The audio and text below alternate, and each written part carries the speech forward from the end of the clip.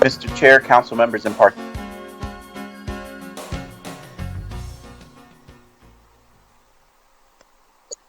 Thank you. Good morning, everyone. Today's Monday, April 11th. We have our Committee on Commerce and Economic Development. Before we begin the public hearing today, I will make the following announcement. Due to COVID and the continuing threat of public health from COVID-19, City Council committees are currently meeting remotely. We're using Microsoft Teams to make these remote hearings possible. Instructions for the public hearing council committee are included in the public hearing notice that are published in the Daily News, Inquirer, and Legal Intelligencer prior to the hearings and can also be found on phlcouncil.com. I now note that the hour has come. Ms. McMonagle, will you please call the roll to take attendance from members who are attending? Will please indicate you are present as we move forward. Mr. McMonagle? Thank you, Council Member. Councilwoman Brooks? Present. Okay. All right, let me send that email now. I'm present. Councilman Dom? Good afternoon, Council Member Squilla, Chair, and colleagues. Councilwoman Gaultier? Good afternoon, Mr. Chair, colleagues, and Philadelphia. Present. Councilwoman Gilmore Richardson? Good afternoon, Mr. Chair. Good afternoon, colleagues. I am present. Councilman Green?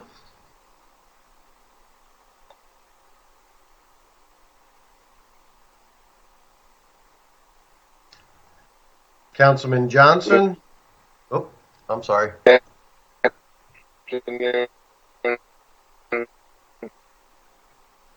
Councilman, you're really breaking up. Mr. Chair, colleagues, I am present. Councilman Jones? Councilman O? Councilman Squilla? Good morning, I am present. Mr. McGonigal, thank you. Councilman Thomas as well. I'm present in today's hearing as well. Thank you, Mr. Chair. We have a quorum, Mr. Chair. Thank you, Mr. McGonigal. A quorum of the committee is present, and the hearing is now called to order. This is a public hearing of the Committee on Commerce and Economic Development regarding resolution number 220133. Ms. McMonagle, will you please read the title of the bill, of the resolution? Resolution number 220133, authorizing the Philadelphia City Council Committee on Commerce and Economic Development to hold hearings to better understand the local purchasing goals set by the administration in response to Councilmember Thomas's Keep It Local bill, to assess the progress made toward that goal, and to offer a forum to discuss best practices in this space going forward to ensure that the City of Philadelphia always looks first and forward to its homegrown small and medium-sized businesses when making purchasing decisions. Thank you. Before we begin to hear testimony from the witnesses we have for today, everyone who has been invited to the meeting to testify should be aware the public hearing is being recorded. Because the hearing is public, participants and viewers have no reasonable expectation of privacy. By continuing to be on the meeting, you are consenting to being recorded. Additionally, prior to recognizing members for the questions or comments they have for witnesses, I will note for the record at this time we will be using the chat feature available to Microsoft Teams to allow members to signify that they wish to be recognized in order to comply with the Sunshine Act. The chat feature must only be used for this purpose. Before we call the panel, I'd like to ask Council Member Thomas if they would like an opening remark. Good afternoon, Mr. Chair. I will be very brief. I want to thank you and all the members of the committee for allowing me to join you today. This is a very important issue as it relates to the recovery of the economy here in the city of Philadelphia. We've asked businesses and people to invest in our city as it relates to the economic issues that we face during this pandemic. And it's important that if we're going to ask other people to invest in our city, that we lead that charge. And today's conversation is about just that. It's about us leading the charge as it relates to investing in Philadelphia and ensuring that we recover from the economic issues that we've been facing during this pandemic. Thank you, Mr. Chair. Thank you, colleagues. I look forward to today's discussion. Thank you, Councilmember Thomas, for bringing this to the forefront. Councilmember Green, did you want to make a comment before we started? Thank you, Mr. Chair. Also want to thank you for your leadership in chairing this committee, and also thank my colleague, Councilmember Thomas, for focusing on local procurement. I worked with the Chief Administrative Officer a few years ago on the local business purchasing initiative to provide better opportunities for businesses within the city of Philadelphia to take advantage of procurement opportunities with the city. The work Councilmember Thomas has done with his legislation and his hearing continues that type of work, and it demonstrates collectively how we as a body are trying to improve the business climate for our local businesses. Thank you, Mr. Chair. Thank you, Councilmember Green. Ms. McGonigal, will you please call the first panel? Yes, can we please have Monique Nesmith Joyner?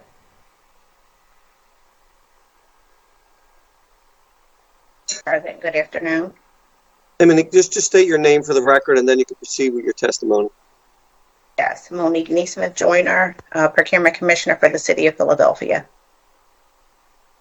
Good afternoon, Council Member Squilla, Chair of the Committee on Commerce and Economic Opportunity, Council Member Dom, Vice Chair, other members of the committee, as well as the sponsors of this resolution. My name is Monique Nesmith Joyner, and I am the Procurement Commissioner for the City of Philadelphia.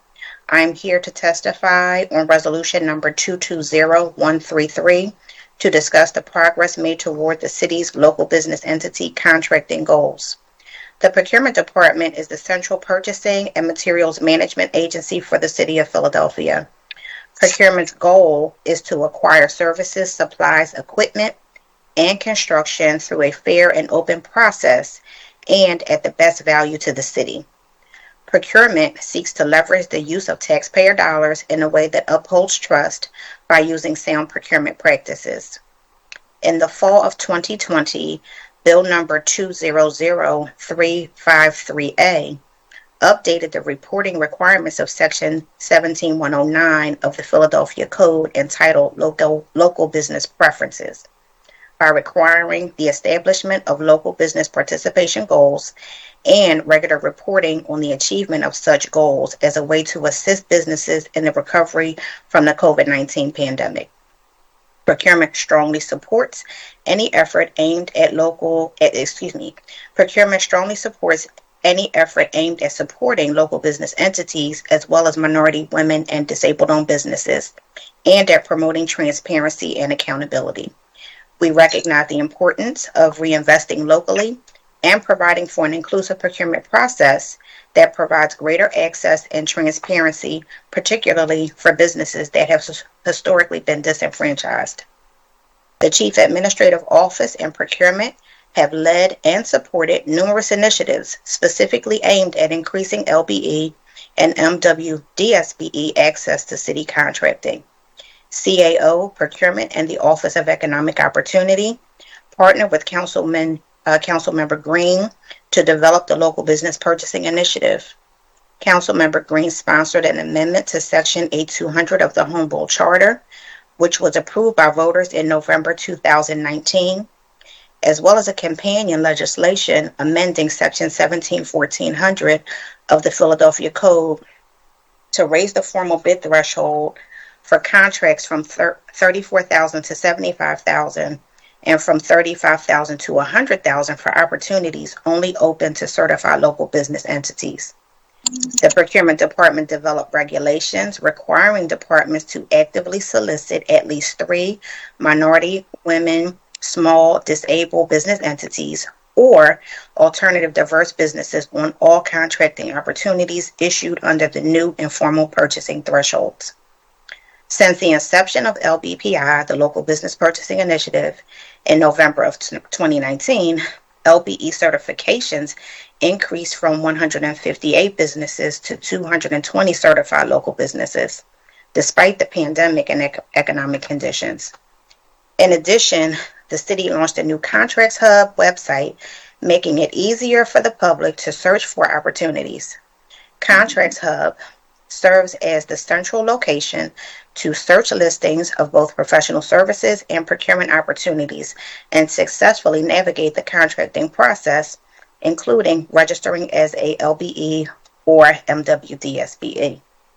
Further, in October 2018, the Chief Administrative Office issued a policy establishing a local contracting opportunity review committee to review most professional services and non-public works best value RFPs valued at $2 million or more to ensure these RFPs are maximizing opportunities for local diverse business entities. We will continue to identify ways to maximize local business participation and impact on our largest projects. In July of 2021, procurement established a 58% goal for the total contract dollars awarded to local business entities for calendar year 2021. This goal was established based on a 3-year trend analysis from 2018 to 2020, where we found 59.3% of all procurement contracts were awarded to local business entities. In calendar year 2021, the total number of contracts were awarded in the amount of $558,029,832, and of the total amount awarded, $145,788,823, or 26%, were awarded to businesses certified as LBEs. The city missed the goal. The city missed the 2021 LBE goal due to a reduction in public works contracting opportunities and an overall shift to spending on COVID-related needs. Procurement is dedicated to supporting the city's local spend goal, and to that end, we will continue internal and external promotion of the Local Business Purchasing Initiative and LBE certification. In addition, the CAO and procurement will continue to work in partnership with OEO in developing an LBE goal that considers findings from the OEO disparity study and existing MWDSBE goals, as well as leveraging OEO's existing systems and processes. We are committed to collaborating with City Council, OEO, and Commerce, as well as diverse and local businesses and stakeholder organizations to maximize LBE and MWDSBE participation on city contracts. This concludes my testimony, and I'm happy to answer any questions from the committee. Thank you.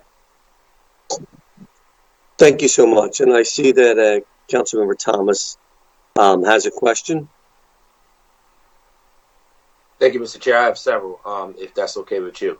Sure, go right ahead. Okay, so first of all, thank you for your testimony. Is very much appreciated. I just wanted to get some percentage numbers on the record so we can assess where we are and what direction we need to go in. So based on the original goal of the bill, which the administration set at 58%, listening to the numbers that you communicated to us, what is the exact percentage of businesses that went to local Philadelphia-based businesses last year? I know you said we missed our goal, but what percentage did we actually produce? The percentage was 26%, as opposed to the goal being 58%. So 26% of the total contract dollars awarded went to local businesses. Okay, so when looking at that huge drop-off, I'm wondering, and you said that a lot of it was because of COVID-based initiatives. I'm wondering, what is it? I don't understand how it was because of COVID-based initiatives. Can you go in depth on what do you mean when you say it was COVID-based initiatives and why? Because one would think that with the economic issues that we were facing and the issues that we knew we would face, one would think that we would see more investment in local businesses, not necessarily less. So can you help us understand why would we go in the direction of less investment in local businesses? So basically, there were a number of cancellations of public works contract opportunities because of the economic downturn and due to the city's need to shift to COVID-related spending. We were not able to, several of the public works departments did not issue, or several public works departments either canceled some of their projects, a large number of their projects, and or did not conduct public works jobs for calendar year 2021. A a large. For those who are in the listening audience and for the general public, can you explain what Public Works is and what Oh, type of sure. opportunities are there? Yes, thank you. So public works are public construction projects. So these primary projects are aviation or the airport, the water department, our streets department, the Department of Public Property, as well as some of the rebuild projects that come through our Parks and Rec.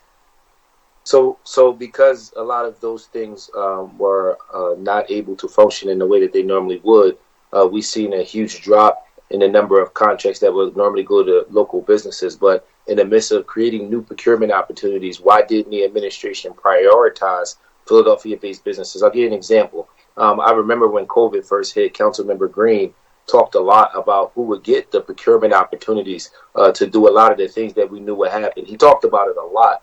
Leading into us providing those procurement opportunities, and the administration gave a lot of RFPs and procurement opportunities to businesses without going through the normal process because there was an emergency.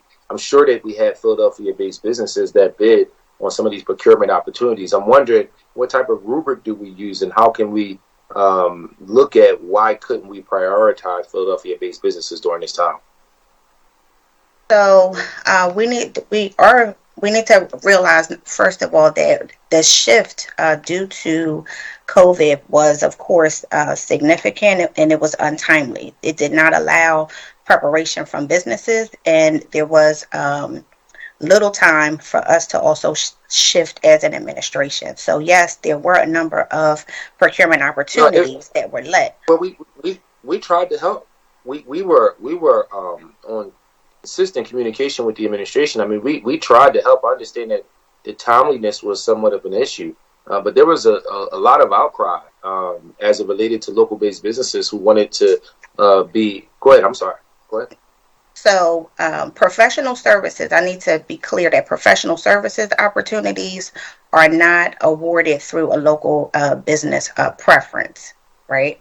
So what we report on are sealed bid opportunities. So those are true procurements that are either public works or public construction or the service supply and equipment opportunities. And that is what 17109 is based on.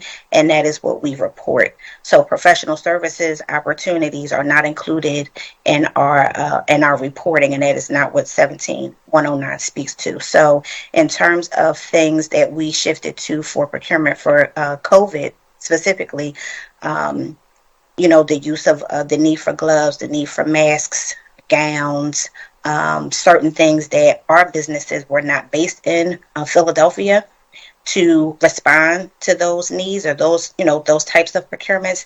That base of vendor pool was not available, and or businesses were not in Philadelphia, or businesses at large, is what we found, were not able to shift quickly to respond to that need. And what I mean by shifting quickly is some of them may not have been able to alter their core business to move into those that were providing services or goods that were more COVID related. So do you feel like we're on a trajectory this year to meet the goal that the administration created? So I do.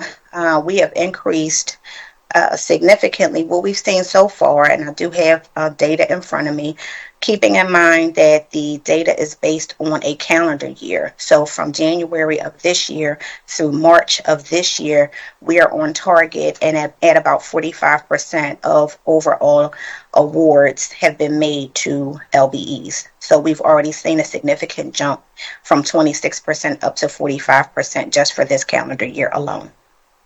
Should the administration be moving the number from 58% to a different target, or is the number at 58%, which the administration came up with themselves? Is that still the target goal? Yeah, so that goal was for calendar year 21.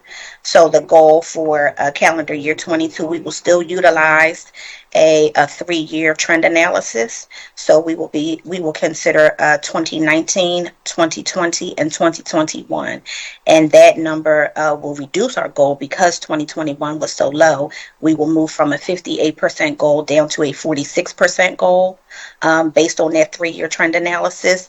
And again, we are almost at that goal now with the awards thus far. So, and this is my last question, Mr. Chair. So when you look at where we are in our numbers compared to other cities, how are we doing overall right now? And how did we do compared to other cities during the pandemic as it relates to how they invested in their local economy compared to how we invested in our local economy?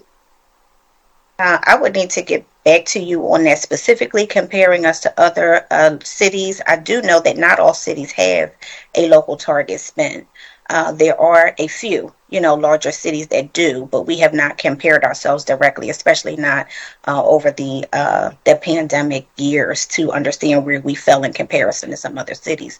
But we can certainly do an analysis and provide that information. Well, we're more than willing to work with you on that, as well as the other things that were discussed today.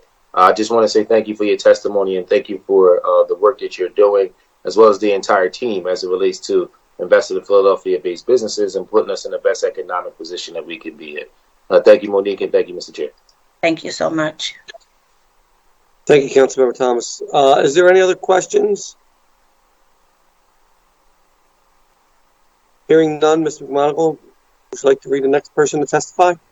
Yes, can we please have Donna Ali, please? Hey, Donna.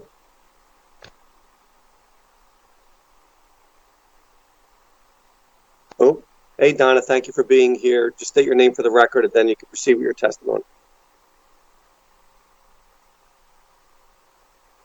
I think you're muted.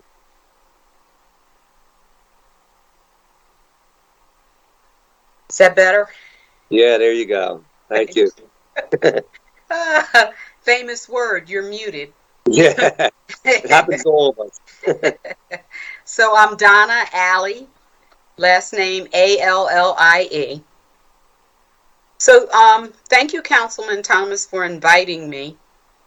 Investments in a city do not always equal investments in citizenry.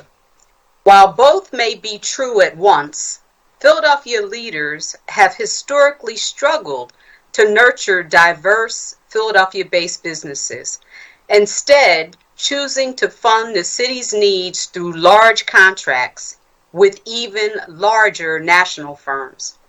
Other major cities have recognized the economic and social detriments of denying local business opportunities to grow, employ local citizens, and reinvest in communities and neighborhoods. As Philadelphia deliberates another set of budget hearings, there must be a sense of urgency to meet the needs of our own diverse populace by prioritizing local procurement with Black-owned and woman-owned businesses and community leaders. Meeting the needs of constituents is the bare minimum. Investing in representative local businesses and citizens is necessary for the growth and longevity of our city. In my 40 years of experience as an employer of Philadelphians at Team Clean, with a vested interest in the city's growth and improvement, I have a unique understanding of the vast potential within local procurement. In the 90s, my small company, mind you, only had 8 active employees, was awarded the Veterans Stadium contract by the city of Philadelphia. Almost overnight, we saw an increase in employees of over 2,000%. In the following 30 years, the number of jobs provided to local Philadelphians increased by another 250%, eclipsing 700 in 2022, while Team Clean Inc. blossomed into a multi-million-dollar company, but the impacts on the city reach far beyond jobs and revenues. Philadelphia has benefited from the development of its citizens as we train community leaders and organizers. There's a sense of duty to communities from which we grew. We invest in and work with youth organizations such as local YMCAs, providing crucial avenues for the safety and development of our youth. We've established women at the forefront of our company, holding 7 out of 12 upper management administrative positions. We have partnered with other local Black companies like PRWT, U.S. Facilities, often doubling our revenues and their revenues as well, allowing for even more avenues for community involvement. Through a partnership like that, through a partnership with the Philadelphia Workforce Investment Board for many years, ex-offenders are granted the opportunity to seamlessly integrate into society, helping disadvantaged communities heal. These experience, values, and initiatives are not unique to my business. Local Black and people of color owned companies share these ideas because they know what it's like to be Philadelphia made, to be Black in Philadelphia, and therefore understand the value of community-centric missions. Local companies like Mosaic, founded by Leslie Smallwood Lewis, which supports communities of color through reconstructions of vacated and blighted properties.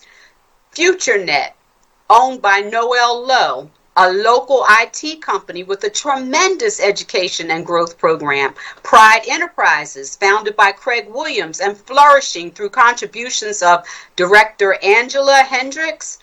They established a program through which local contractors and workers participate in community and construction projects, such as libraries, community centers, and the like. Angelo Perryman, which levers his positions as the oldest Black contractor in Philadelphia to give back, actively sponsoring numerous civic and community programs. Local procurement is more than a benchmark through which a government can pat itself on the back. It is the backbone of the neighborhoods and communities that sustain this city. However, these growth and community investment opportunities rely entirely on the city's willingness to put in the time, effort, and resources to establish such impactful partnerships. Philadelphia has been notorious in its efforts to save a few dollars by displacing the firms mentioned above, including my own. In 2016, Philadelphia awarded one of our most significant cleaning contracts to a big Floridian developer. When a portion of our business is withdrawn, our profits sink alongside us. Revenues, jobs, and growth opportunities plummet, and the city becomes increasingly reliant on companies that don't understand our city's intricate issues and do not seem to care. Our government needs to care for those who care. Around the country, major cities have long since recognized the benefits. Growth of diverse local vendors, increased job opportunities, local tax revenues of investments in Black-owned businesses, and procurement reform.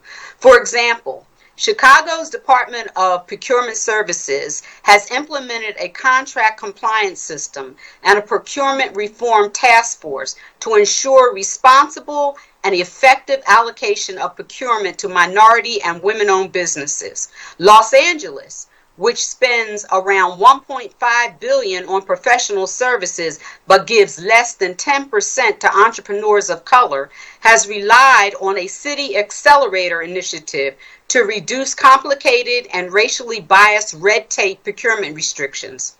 Milwaukee, a city of primarily minorities, uses the same avenue to improve its 30% people of color owned business. In 2020, City Council member Isaiah Thomas the Keep It Local bill, which prioritizes diverse local investments. Last week, as the budget hearings began, Thomas said that politics is the allocation of scarce resources. Philadelphia's scarce resources must be prioritized for Philadelphia companies, the women and people of color who founded and grew companies in our communities, and should be first to receive contracts and funding from the city rather than out-of-town firms. Will bolster our cities. I want to thank you very much for allowing me to testify. Donna, thank you so much for your testimony. Are there any questions from any of our colleagues to Donna's testimony? Can I be recognized, Mr. Chair? Sure, Councilmember Thomas.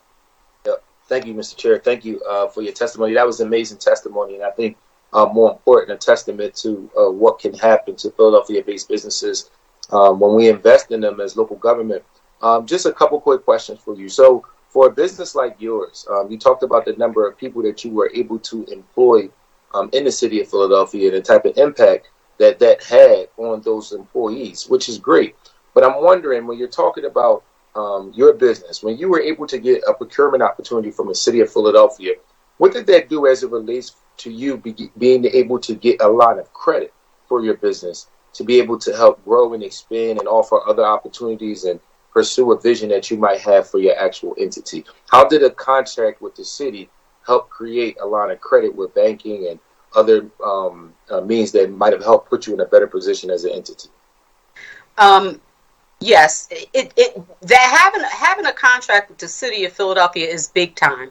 I mean, I was able to go to other smaller municipalities and say, even like, for instance, we do the Philadelphia Police Department. I was able to go to Lower Merion. I was able to go to Upper Darby because of my track record and working for the city. So it is really banks. There was a long time before I could get a loan from a bank, but when I was presented them with this large contract from the city of Philadelphia, they were more willing to talk to me. Does that answer your question? Absolutely. And when these other opportunities present themselves, did you at any time decide to move your entity out of Philadelphia and relocate your business outside of Philadelphia because you were able to get these other contracts, or did you remain in Philadelphia when you got these procurement opportunities? I remained in Philadelphia. And my last question, Mr. Chair, for this particular witness, when you, being a Philadelphia-based business, when you hire, right, what percentages of your employees approximately are Philadelphia residents? And when you lost that contract, how many Philadelphia residents do you feel like were impacted based on that contract being given to a company that's not in Philadelphia? Okay, so when I lost that contract, fortunately, the city of Philadelphia has laws in place that make sure that the rank and file employees don't get displaced. So I didn't lose a lot of rank and file employees, but the employees that were impacted is our management staff. So, throughout the entire company, I mean, that was a big contract for us to lose. So I would say, we lost probably about percentage-wise, maybe about, I would say maybe 3 to 4%. And out of that 3 to 4%, were they, you feel like, majority Philadelphia-based Philadelphia residents? Oh, absolutely. All 100%. So if, hypothetically speaking, if we were to see sharper investment in the city of Philadelphia for businesses like yours, we have right now a huge issue as it relates to poverty. Over 20% of our city lives in poverty. How could us investing in businesses like yours address the poverty crisis that we're facing as a municipality right now? Well, because, we're here, we care, we live here. And, we have good union jobs. I'm speaking for Team Clean, right? We have good union jobs. We believe in paying a fair salary. We understand the nuances of Philadelphia. We understand the people. We understand the culture. And, it's just, what more can I say except for we're here and we care? No, I think that says a lot, and I think far too often when we see us as the city doing businesses with entities that's not in the city, far too often we find businesses who are removed and don't necessarily have that understanding of our city. But more importantly, similar to what you said, they don't care about the people in our city because this is not where they live. Mr. Chair, I'm sorry I was a little longer than I planned. But again, I just want to say thank you for your testimony today. It was amazing, was greatly appreciated, and it's a testament to the success that we could all have as a municipality when we invest in local businesses. Thank you, Mr. Chair. I appreciate it. And again, thank you to this witness. Thank you.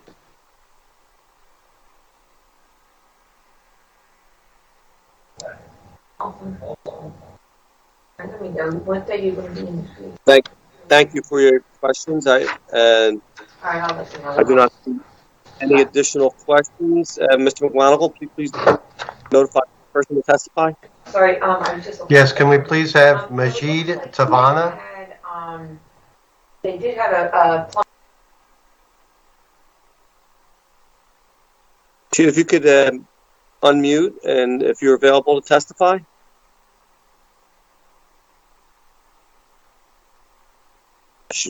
I see them here on the screen. I do not know if they're available at this time. Mr. McMonaghy, you will read the next person and we'll come back to Rashid. Yes, can we please have Janelle Lawrence?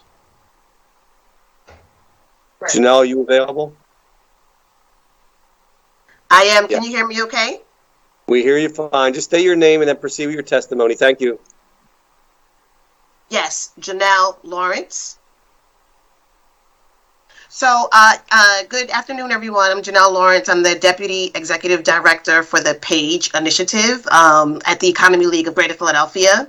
The Economy League is a 112-year-old nonprofit here in Philly, a do-and think tank.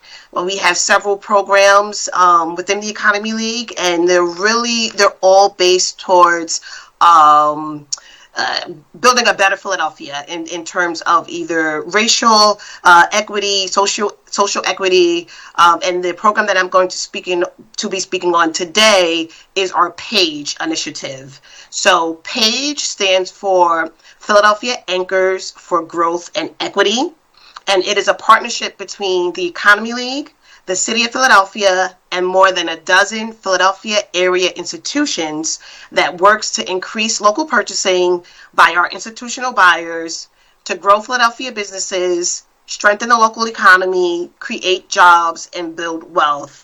I've been at the Economy League and PAGE for 2 years now, and was recently promoted to our Deputy Executive Director role at the Economy League. And my manager, Jeff Hornstein, our Director for Economy League, sends his regards as well. So, the opportunity with PAGE, it all stems from, we look at our institutional supply chains from our anchor institutions, and increasing local purchasing by our anchor institutions offers a tremendous opportunity to grow jobs and build local wealth here in Philadelphia.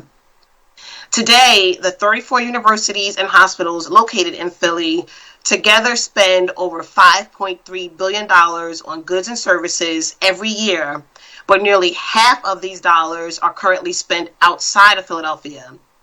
Analysis of the local business landscape suggests that at least $530 million of anchor dollars currently being spent outside of the region align with our local market supply. So basically that means that we have businesses here in Philly that can perform against this supply.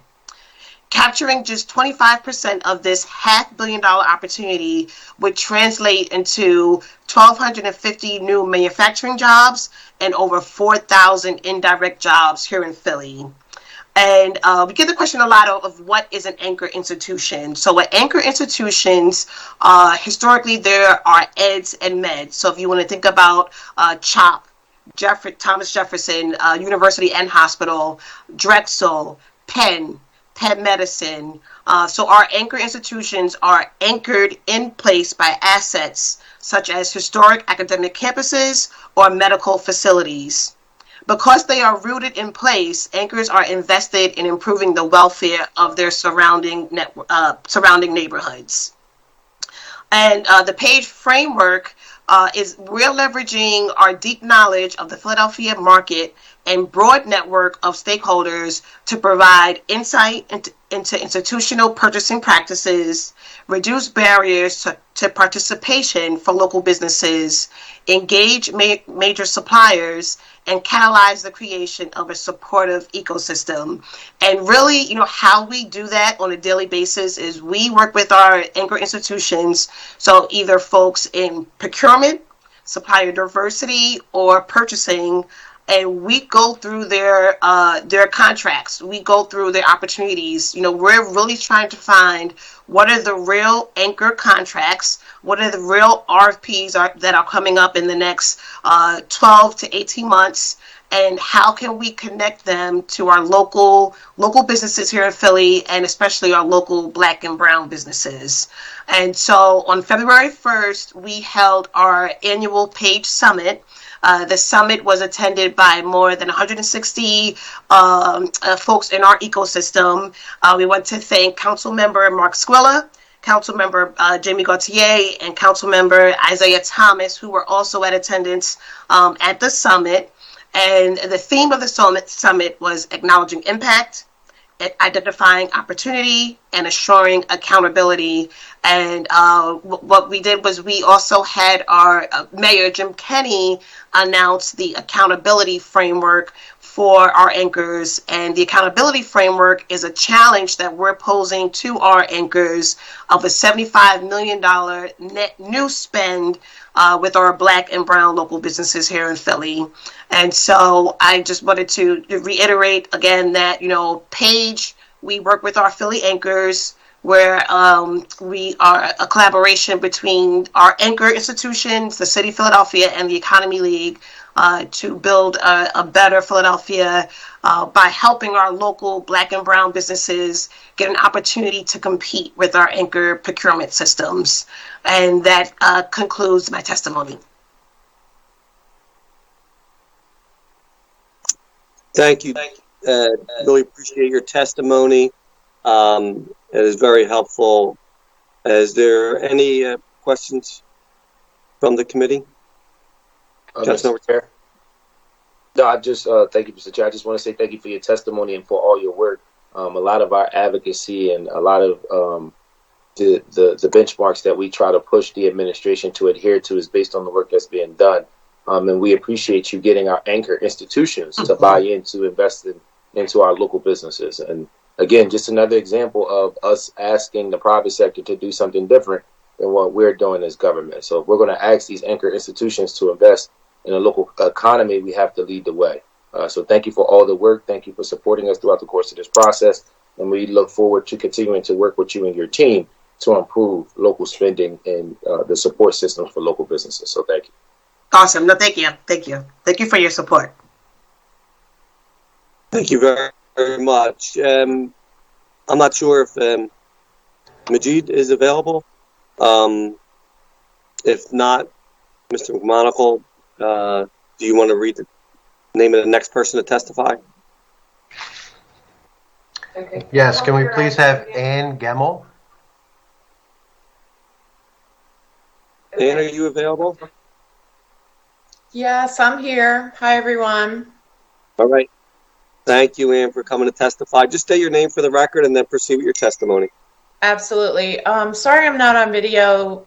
Teams is now telling me that video is not working for Teams. Sometimes Teams and Mac don't get along. So my name is Ann Gemmel, longtime resident and now principal of a consulting company. Thank you so much for the opportunity to testify today about Keep It Local and other local business and enterprise initiatives. I love how City Council has been building momentum over recent years, really starting with the November 2019 Home Rule Charter change, which raised the threshold and of where RFPs, how much money could be spent on an RFP without, raise the threshold for bidding on that. And as a local woman-owned business, I do appreciate all of this focus on local purchasing. And my testimony today is in no way meant to disparage all this great work.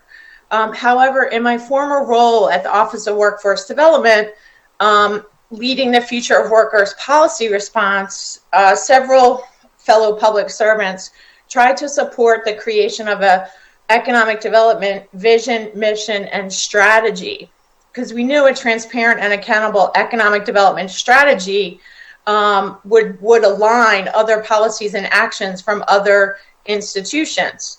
And then in 2019, Growing with Equity was released, but then the pandemic hit and the Commerce Department had a leadership change and a lot of changes overall.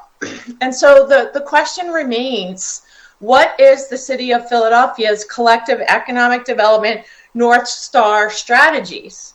In my written testimony, I've listed 10 questions that touch on key unanswered questions for regional leaders.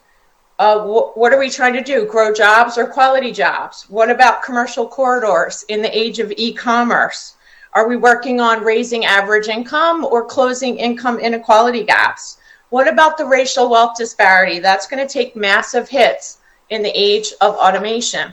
The list goes on in my written testimony, and these are just 10 of the key strategic questions that we need to consider as regional leaders.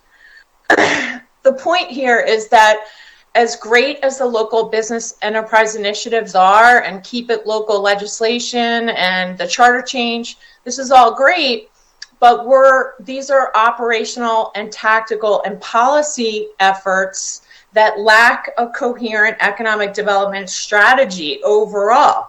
There's so many terrific people with amazing skills. We've heard from them today. They're here on the call.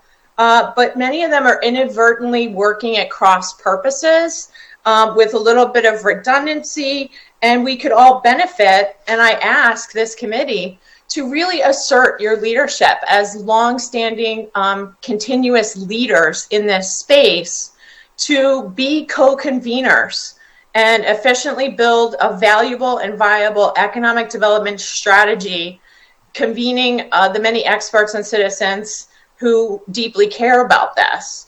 And the second request is that you utilize the most cutting-edge strategic collaboration methodology that is available for this type of thing. This process was employed by the Obama White House to craft the Obamacare legislative strategy, and it can easily include diverse perspectives. Everyone on this call could contribute a few hours to co-create a consensus-driven and equitable economic development strategy and vision, all under the privacy protection of a secure non-disclosure agreement. And you don't have to hire a major global whale of a consulting firm to do this for the city of Philadelphia. You know who I'm talking about. They will just dust off cookie cutter strategies that they've written for other cities.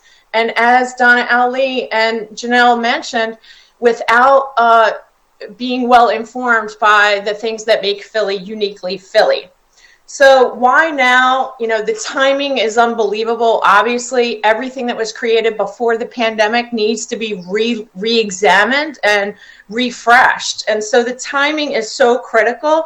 And in my written testimony, I list 7 reasons why the time is now for this committee to be a leader and co-convene the creation of this strategy. But I want to emphasize specifically one top reason. The human cost of operating inefficiently without a coherent economic development strategy really leaves hundreds of thousands of people very vulnerable to technological disruption, because workforce development strategies and talent supply strategies work best when they're aligned with economic development strategies. And we don't have an overarching economic development strategic vision right now. So the point is that all these local business efforts are amazing, and we all do our best. All of the entities and experts and engaged citizens do our best to collaborate, but very often collaboration is left to personality and personal charisma of various leaders who take initiative. And we can't rely on that, because when their charisma leaves, then the initiative falters. We need something that we can always rely on and return to, no matter what happens around us, no matter what happens if another pandemic hits. And this is so urgent, because we're at the beginning of the age of automation, and artificial intelligence is going to accelerate so many things that we cannot even imagine. And so old school collaboration, fueled by ever-growing political polarization, means that the loudest voices dominate important discussions, and then problems become intractable and people avoid trying to solve them. And so we need authentic strategic collaboration. It's the key to success, but it's very difficult. You know, you got emotions and power dynamics, but I can tell you that I've personally experienced this process and methodology. It works. Secretary Berrier of the Pennsylvania Department of Labor and Industry just released a product of this process. 60 people from all political stripes from across Pennsylvania, business, labor, academia, etc., co-created a 5-year future of worker strategy for the Commonwealth of Pennsylvania that Governor Wolf will now use as his transition document to the next governor to be determined. So we can conduct authentic strategic collaboration, create opportunities for leaders, spark innovation, and get an economic development strategy down on paper. The time is now. It's so urgent. And there's a local consultant right here who's trained to do this methodology. Thank you so much for your time. I'm happy to take any questions. And there's a lot more detail in my written testimony, and listed many of the entities that could possibly be convened under the leadership of this committee. Thanks so much for your time.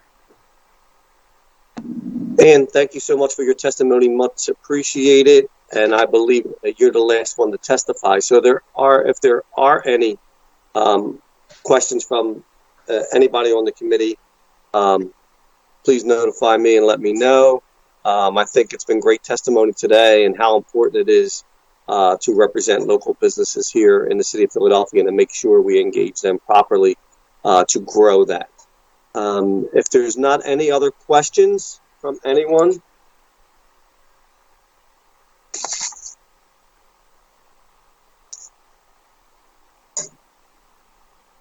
Okay, hearing none. There are no other questions or comments from members of the committee. We will conclude the meeting. This concludes the business before the Committee on Commerce and Economic Development. Thank you all very much for your attendance and appreciate all your time. Looking forward to continue this conversation moving forward. Have a great day.